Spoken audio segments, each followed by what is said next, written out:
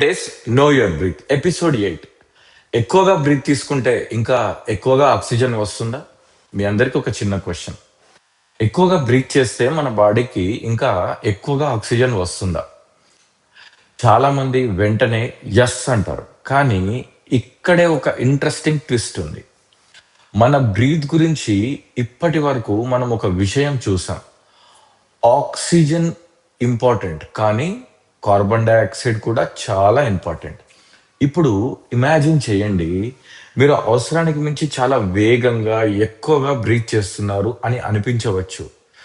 Wow, full oxygen వస్తుంది. కానీ మన బాడీ స్టోరీ అంత సింపుల్ కాదు. ఎందుకంటే ఎక్కువగా బ్రీత్ చేస్తే కార్బన్ డైఆక్సైడ్ లెవెల్స్ తగ్గిపోవచ్చు. అప్పుడు బ్లడ్ కెమిస్ట్రీ మారుతుంది. అది బాడీకి కొన్ని సైకలాజికల్ చేంజెస్ కి దారి తీయవచ్చు. అందుకే మోర్ బ్రీతింగ్ మోర్ బెనిఫిట్ అనేది ఎప్పుడు కరెక్ట్ కాదు. ఇది చాలా ఇంపార్టెంట్ పాయింట్. మన బ్రీత్ కి కూడా ఒక బ్యాలెన్స్ ఉంది. తక్కువగా ఉంటే ఒక ప్రాబ్లం, అవసరానికి మించి చేస్తే కూడా బాడీ రెస్పాండ్ అవుతుంది. అందుకే నేను ఈ సిరీస్ లో ఇప్పటి వరకు టెక్నిక్ నేర్చుకోండి అని తొందర పెట్టలేదు. ముందుగా బ్రీత్ ఎలా పనిచేస్తుందో అండర్స్టాండ్ చేద్దాం. ఎందుకంటే ఒక కార్ కి యాక్సిలేటర్ ఉంది కదా, అది ఉందని ఎప్పుడు ఫుల్ యాక్సిలేటర్ మీదనే నడపం. అలాగే బ్రీత్ కూడా మోర్ కాదు, రైట్ బ్యాలెన్స్. ఇప్పుడు ఒక వెరీ ఇంట్రెస్టింగ్ క్వశ్చన్ వస్తుంది. CO2 తగ్గితే మన బాడీలో ఎగ్జాక్ట్లీ ఏం జరుగుతుంది?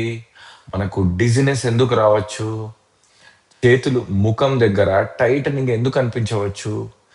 ఇది బ్రీత్ తో ఎలా కనెక్ట్ అవుతుంది?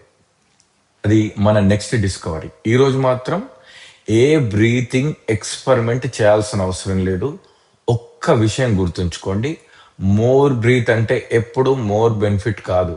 మన బ్రీత్ ని మార్చే ముందు మన బ్రీత్ ని అర్థం చేసుకుందాం. ఓకేనా? 100 days know your breath. One breath, one day, one discovery. నమస్కారం.